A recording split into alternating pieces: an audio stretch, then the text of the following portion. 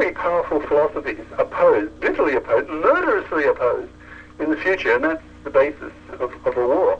In fact, it's even worse. Kurzweil has ridiculed me, for example, saying, well, look, if it comes to a contest, there is no contest. These machines, these cyborgs, these Artilects, would be so superior to human beings right. that if human beings tried to oppose them, then there's no contest. No. They'd just be wiped out. But it doesn't mean they have to kill the human beings that oppose them. They can just imprison them or keep them, I don't know, from killing anyone, right? I mean, if they're so powerful, they should be able to keep the Terrans from revolting, right? Without having to resort to killing them. That's possible. But my reply to Kurzweil and others who made similar comments is you first have to get to that point. And getting to that, what in America I think the term's called takeoff. The hard takeoff. Yeah. How quickly is all this going to happen? Now, my argument is, which I think is the most plausible, is that getting to the point of being able to create at least a human-level artificial intelligence is a very difficult problem. We have to figure out how the brain works. That's going to take a lot of time. We have to have the technology to do it. So probably humanity, we will have decades to do this. And so there'll be plenty of time for the politics to unfold. Okay. People will take sides. You get political parties being formed, and then sabotage and murders, and there'll be plenty of time. Sorry, I've lost my track of... Sure. Well, but on that point, though, what it seems as though we are living in much more... Well, it's been studied. We are living in the most peaceful times ever in the history of the human race and the history of the planet, as far as the number of deaths occurring through violence. And it's a fact. It's an order of magnitude less than what it was even 100 years ago, and that's even including the current wars in the Middle East and the Sudan and in different places like that. And it seems to me that our globally connected nature makes it less likely that there will be violent political confrontation, because the closer you are to someone, the less likely you are to commit violence upon them. You know what I'm saying. I mean, different countries, when they're separated, when people are separated, they can construct propaganda to say someone else is evil. But look at here. I'm talking with you. You're in China. I'm in the United States. I can talk to anyone in the world nowadays, and I think that diffuses some of the potential for violence. And I wonder if perhaps in the next decade or so, this debate can take place on a global basis without all of the old barriers that used to be, dividing countries and parties and this and that. Is that a possibility? I hear what you're saying. So before the hard takeoff, we can avoid some of this. Let me play devil's advocate. Okay, go right ahead. Take the case of the Europeans in the 19th century.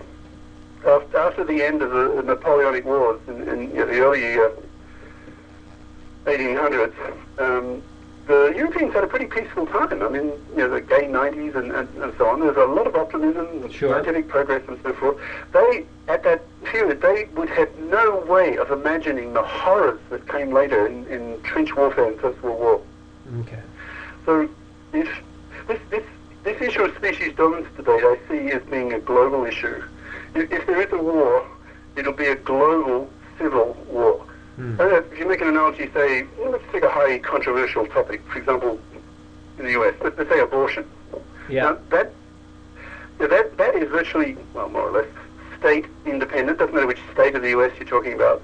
It's an issue that tends to divide people more on the basis of personality than geography, if you see what I mean. Yeah. So in a global era in the future, whether you're Cosmos or Terran will probably depend more on your personality and your background, education, intelligence, whatever, than it would geography, which country you happen to be living in, maybe. So, that's how I see it. Okay. Yeah. So, okay, we're talking about. I just want to remind everyone that you can get a couple questions in here before we get to the end.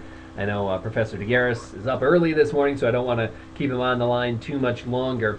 And we did have a question here, something more practical, not so much thinking about the coming conflict, potential conflict, but pragmatically, if we're interested in life extension, what do you think is the most beneficial route? The founder of the Immortality Institute actually went to the AI side, Bruce Klein. He works with Ben Gersel, of course, at Novamente. And he decided. I know Bruce very well. Yeah, he decided that artificial intelligence research would yield results for human life extension much quicker than going the biotechnology route. You know, stem cells, gene therapy, you know, and things like that. What is your opinion on that? Should I give up all my pressings for more biological research and just get a degree in computer software and engineering? I mean, that's a possibility. I mean, as a sort of side note, literally last night I was in Beijing, staying at the house of the woman who's responsible for getting Aubrey de Grey's book, Ending Aging, published in China. In China, wow. So you know, that will go ahead, and you know, the Chinese are obsessed with long life. You know, they're always wishing each other a long life. Oh, okay. So I wouldn't be at all surprised that Aubrey's book is a big hit in China. Sure. So you know, playing a role in that happening. But my general feel is, okay, imagine it's successful. You know, whatever route, whether the early Artilect help in solving the problem, or human beings do it themselves.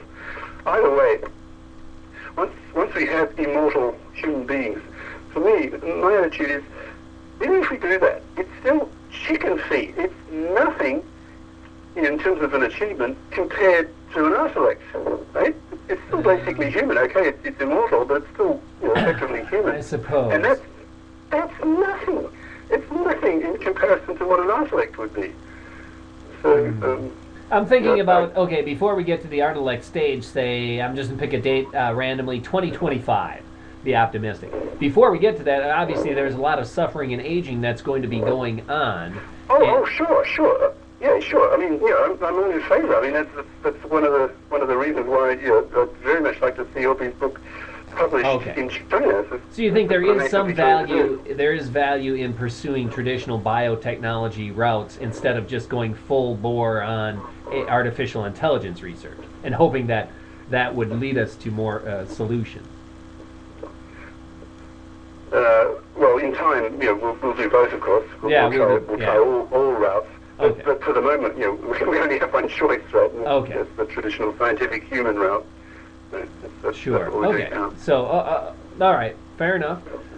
And let's see. I'm just checking our little chat that's going concurrently with our the interview here tonight, and I'm just going to see if there's some other questions from the. Something about. We did get a question about how the machines would perceive us, and I think I already touched on this a little bit.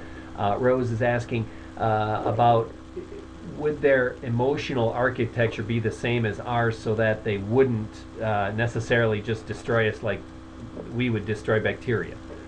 Similar question to what I answered or asked earlier. Well, again, the key word in the debate is risk. Once they become smarter than us, there's just no way we would understand them. In fact, in my own approach to building artificial brains, I use something called evolutionary engineering. Yes. So, for example, I evolve circuits that recognize a particular person's face. If this circuit sees that person's face, it will output a strong signal. Say, hey, that's X. You know, that's John X. And if it sees somebody else's face, it'll output a weak signal. Now, frankly, I haven't a clue how that circuit functions. So I wouldn't be at all surprised to even just to generate near human artificial intelligence. We'll probably have to do the same thing. We'll need an evolutionary approach. So we won't understand how these creatures function. They'll be too complex. So we have no idea what their attitude to human beings in the future will be. So you're taking a risk if you build these things. Sure. And That's what divides so bitterly the Terran from the cosmos. The cosmos is prepared to take the risk, prepared to risk the possibility